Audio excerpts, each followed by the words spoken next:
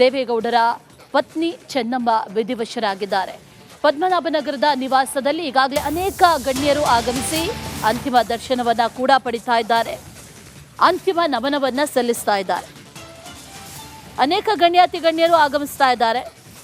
ರಾಜಕೀಯ ರಂಗದಿಂದ ಒಂದು ಕಡೆ ಆದರೆ ಮತ್ತೊಂದು ಕಡೆಯಲ್ಲಿ ಸಿನಿ ರಂಗದಿಂದಲೂ ಕೂಡ ಅನೇಕರು ಆಗಮಿಸಿ ಅಂತಿಮ ನಮನವನ್ನು ಸಲ್ಲಿಕೆ ಮಾಡ್ತಾ ಇದ್ದಾರೆ. ನಟ ಡಾಲಿ ಧನಂಜಯ್, ದುನಿಯಾ ವಿಜಯ್, ದೊಡ್ಡಣ್ಣ, ಪೂಜಾ ಗಾಂಧಿ, ವೀರಪ್ಪ ಮೊಯ್ಲಿ, ಪರಮೇಶ್ವರ್ ಇವರೆಲ್ಲರೂ ಕೂಡ ಆಗಮಿಸಿ ಅಂತಿಮ ನಮನವನ್ನು ಸಲ್ಲಿಕೆ ಮಾಡಿದ್ದಾರೆ. ಇನ್ನೇನು ಕೆಲ ಹೊತ್ತಲ್ಲೇ ಹರದನಹಳ್ಳಿಯತ್ತ ಚೆನ್ನಮ್ಮ ಅವರ ಪಾರ್ಥಿವ ಶರೀರ ರವಾನೆ ಆಗುತ್ತೆ. ಚೆನ್ನಮ್ಮ ಅಂತಿಮ ಯಾತ್ರೆಗೆ ವಾಹನ ಕೂಡ ಈಗ ಸಿದ್ಧವಾಗಿ ನಿಂತಿದೆ.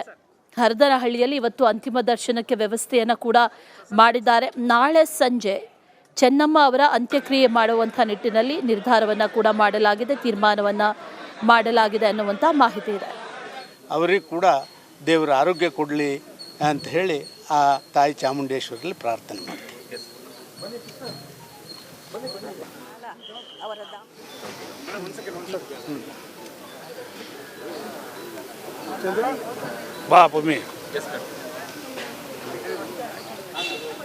ನಿಜವಾಗ್ಲೂ ತುಂಬ ಬೇಜಾರಾಗ್ತಾ ಇದೆ ಇವತ್ತು. ಯಾಕೆ ಅಂದರೆ ಚೆನ್ನಮ್ಮ ಅವರು ನಮ್ಮನ್ನು ಬಿಟ್ಟು ಹೋಗಿದ್ದಾರೆ.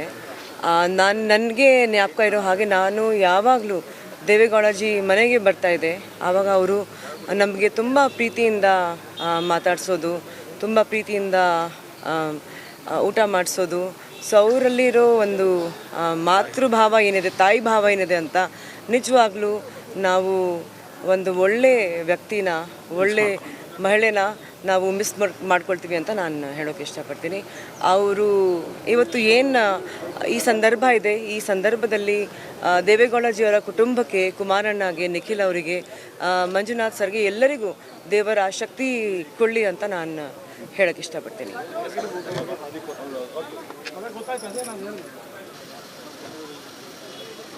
ಕರ್ನಾಟಕದ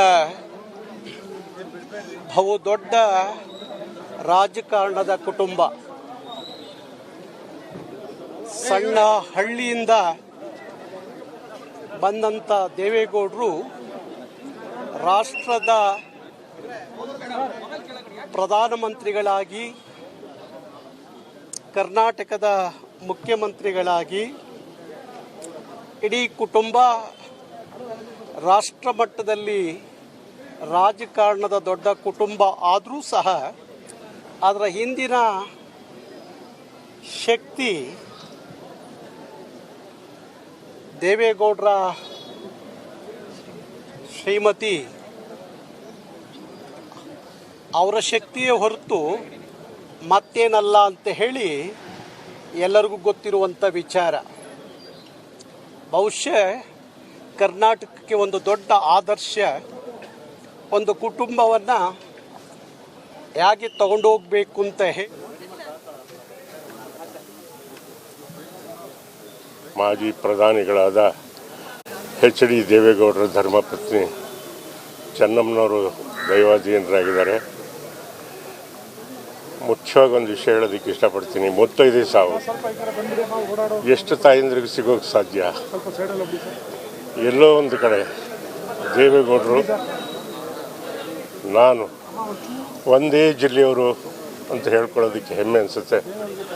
ಆ ತಾಯಿ ಆತ್ಮಕ್ಕೆ ಶಾಂತಿ ಸಿಗಲಿ ಅನ್ನೋದೇ ನನ್ನ ಅನಿಸಿಕೆ. ನಮಸ್ಕಾರ.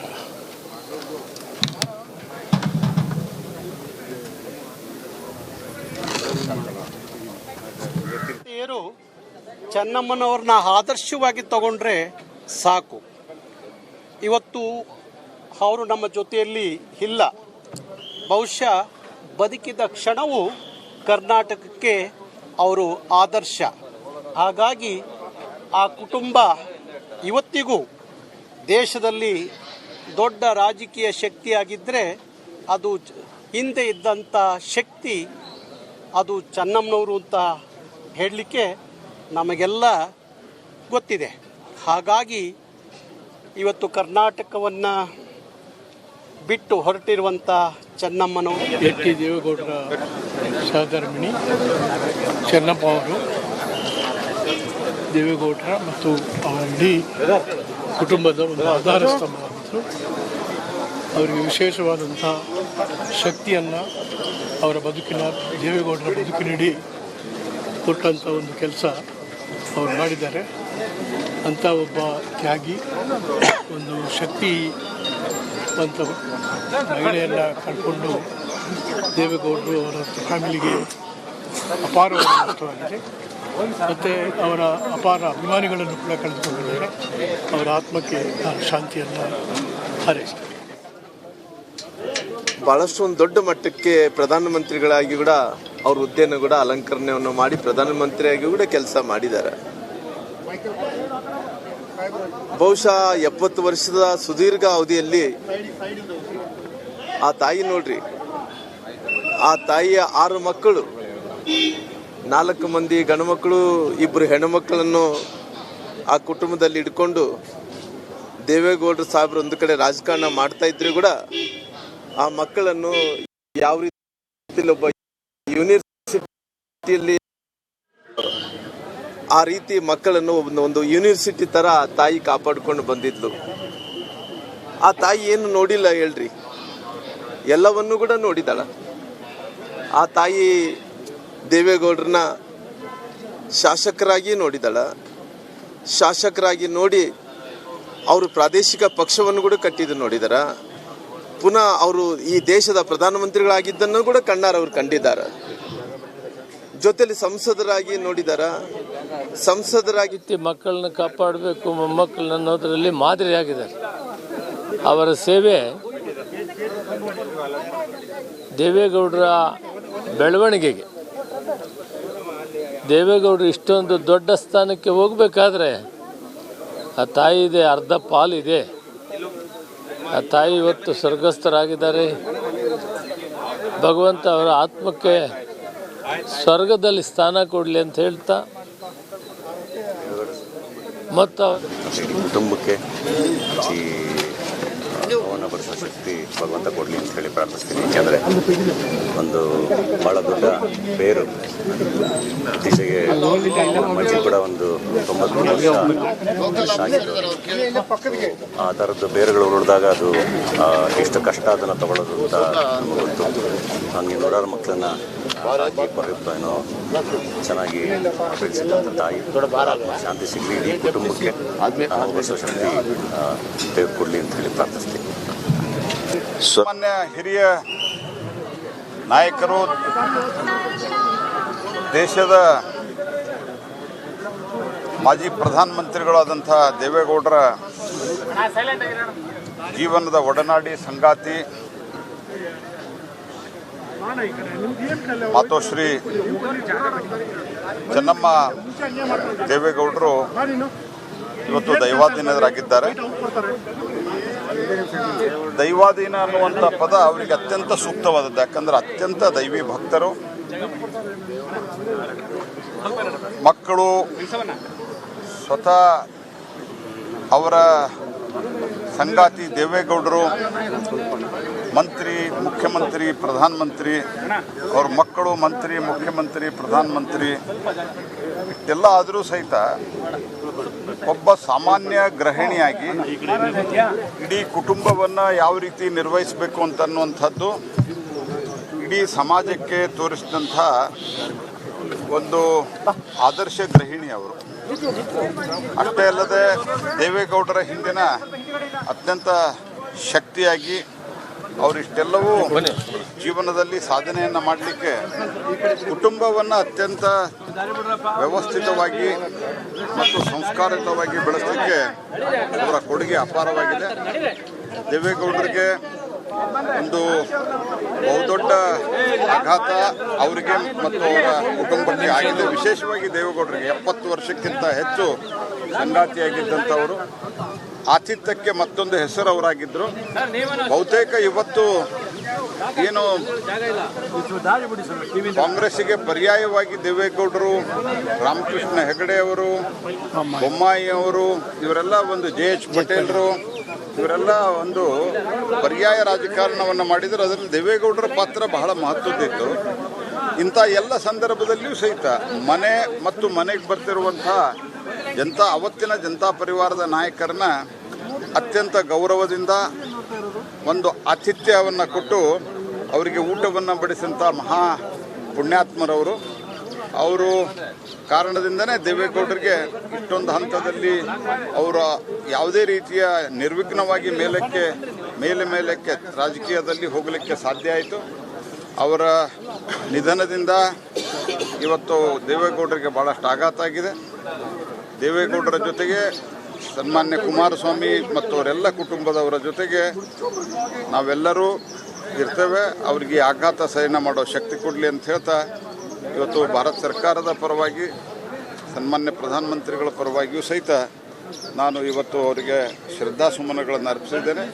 ನಾಳೆ ನಾನು ಭಾರತ ಸರ್ಕಾರದ ಪರವಾಗಿ ನಾನು ಅಂತಿಮ ಸಂಸ್ಕಾರದಲ್ಲಿ ಭಾಗವಹಿಸ್ತೇನೆ.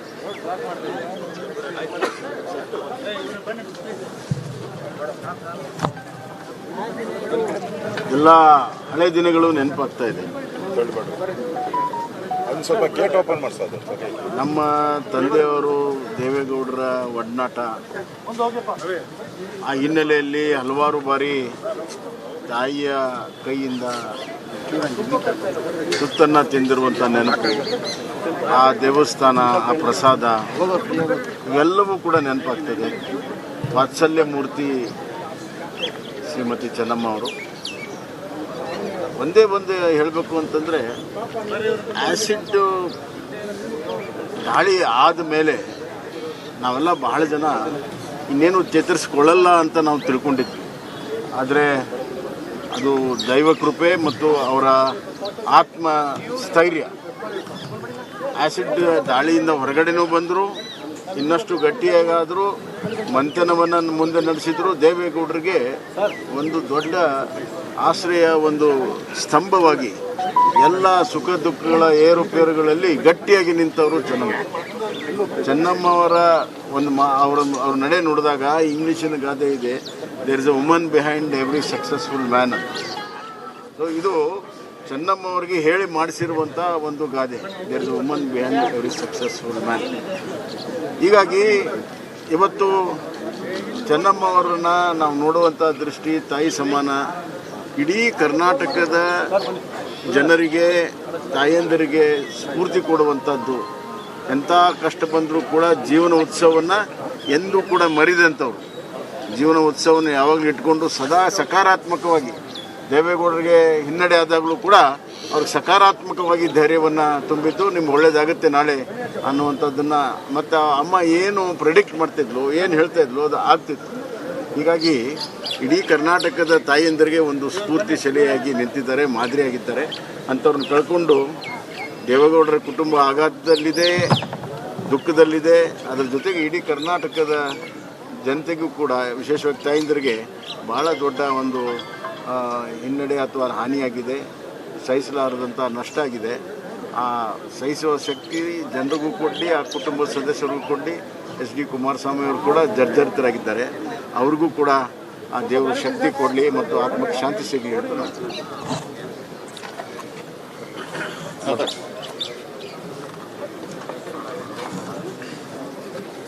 ದಿವಂತರಾಗಿದ್ದಂಥ ಚೆನ್ನಮ್ಮ ಅವರು ನಮ್ಮ ಪದ್ಮನಾಭ ನಗರ ವಿಧಾನಸಭಾ ಕ್ಷೇತ್ರದಲ್ಲಿ ಭಾಳ ವರ್ಷಗಳಿಂದ ವಾಸ ಮಾಡ್ತಾರೆ. ನಾನು ಕೂಡ ಹಲವಾರು ಬಾರಿ ಮನೆಗೆ ಬಂದು ದೇವೇಗೌಡರ ಆಶೀರ್ವಾದಕ್ಕೆ ಬಂದಾಗ ಅವರು ನನಗೆ ಸಿಹಿ ಇರ್ಬೋದು, ಊಟ ಇರ್ಬೋದು, ಎಲ್ಲವನ್ನ ಕೊಟ್ಟಿದ್ದಾರೆ. ಸೊ ಒಂಥರ ತಾಯಿ ರೀತಿ ಯಾರೇ ಬರಲಿ, ಯಾವುದೇ ಪಕ್ಷದವ್ರು ಬಂದರೂ ಕೂಡ ಒಂಥರ ತಾಯಿ ರೀತಿ ಅವರನ್ನು ಸತ್ಕರಿಸುವಂಥ ಮನೋಭಾವ. ಮತ್ತು ದೇವೇಗೌಡರಿಗೆ ಸದಾ ಬೆನ್ನೆಲುಬಾಗಿ ಪ್ರಧಾನಮಂತ್ರಿಯಾಗಿ, ಮುಖ್ಯಮಂತ್ರಿಯಾಗಿ, ಮಕ್ಕಳು ಮುಖ್ಯಮಂತ್ರಿ ಆಗಿದ್ದರೂ ಕೂಡ ಅವರು ಒಂದು ಕಿಂಚತ್ತೂ ಕೂಡ ಅಹಂ ಇಲ್ಲದೆ ನಡ್ಕೊಂಡಂಥ ಒಬ್ಬ ತಾಯಿ. ಮಾನ್ಯ ಕುಮಾರಸ್ವಾಮಿಯವರು ಮುಖ್ಯಮಂತ್ರಿ ಪದವಿ ಸ್ವೀಕಾರ ಮಾಡುವಾಗ ವಿಧಾನಸೌಧದ ಹತ್ರ ಇವರು ರಾಜರಾಜೇಶ್ವರಿ ದೇವಸ್ಥಾನದಲ್ಲಿ ದೇವಿ ಮುಂದೆ ಕೂತಿದ್ರು. ಅದು ಕೂಡ ನಾನು ನೋಡಿದ್ದೀನಿ. ಅದರಿಂದ ಒಂದು ದೈವಭಕ್ತ ತಾಯಿಯಾಗಿ ಇಡೀ ನಾಡಿನ ಯಾರೇ ಹೋದರೂ ಕೂಡ ಅನ್ನದಾತೆಯಾಗಿ ಕೆಲಸ ಮಾಡಿದ್ದಾರೆ. ಅವರ ಆಶೀರ್ವಾದ ನಮ್ಮ ಮೇಲೆ ಎಲ್ಲರ ಮೇಲೂ ಇದೆ. ಇವತ್ತು ಅವರು ನಮ್ಮ ಮಧ್ಯೆ ಇಲ್ಲ, ಆದರೂ ಕೂಡ ಅವರ ನಡೆದಂಥ ದಾರಿ ಎಲ್ಲ ತಾಯಿಯಂದಿರಿಗೂ ಕೂಡ ಮಾರ್ಗದರ್ಶನ ಅಂತ ನಾನು ತಿಳ್ಕೊಂಡಿದ್ದೀನಿ. ಅವರ ಆತ್ಮಕ್ಕೆ ಆ ಚಿರಶಾಂತಿ ನೀಡಲಿ ಅಂತೇಳಿ ಭಗವಂತನನ್ನು ಪ್ರಾರ್ಥನೆ ಮಾಡ್ತೀನಿ.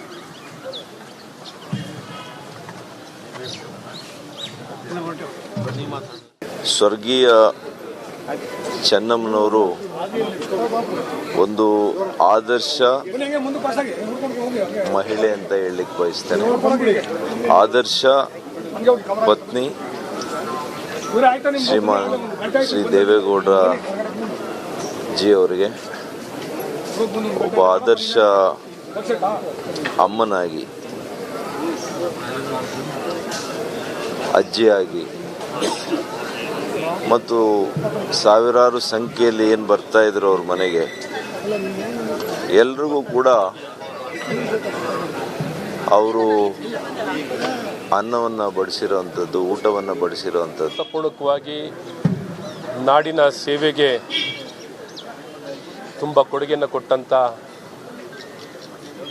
ಒಂದು ಚೇತನ.